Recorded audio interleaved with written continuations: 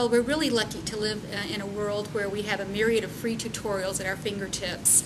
Lynda.com is one of my favorites. Atomic Learning has great tutorials that are step-by-step.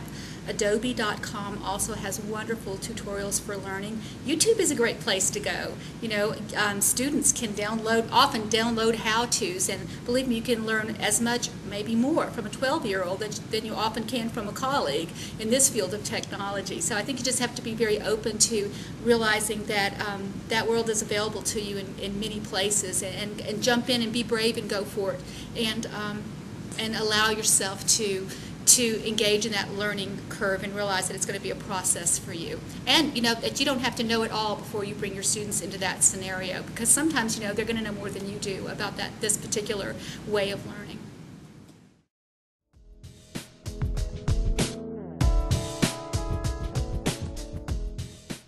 I definitely think that technology is a very real part of today's classrooms, because classrooms, in order to be relevant, have to reflect the way that our students choose to learn and communicate. And how do they do that? They do that through technology. So if we want to meet our children where they are and engage them in purposeful and creative and relevant learning, then we have to use the tools that speak to them. So I think that technology absolutely is an essential part of being a relevant teacher today.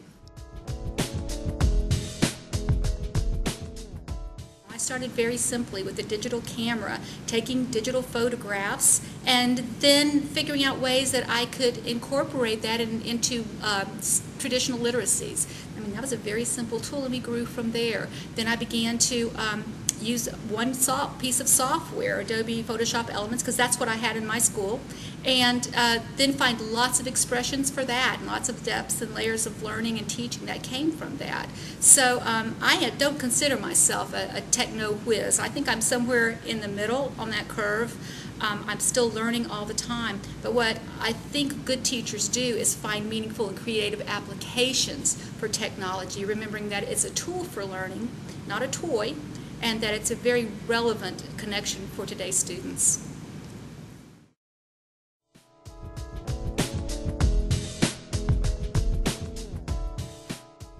Well, technology is changing every day, and so is our world. So we have to embrace the truth that we cannot know it all. It's just not going to happen. So what we do is we begin simple. We start with a tool, and connect it to our curriculum in a meaningful way, and we begin to explore ways that we can integrate that into our students' learning landscape to power up learning.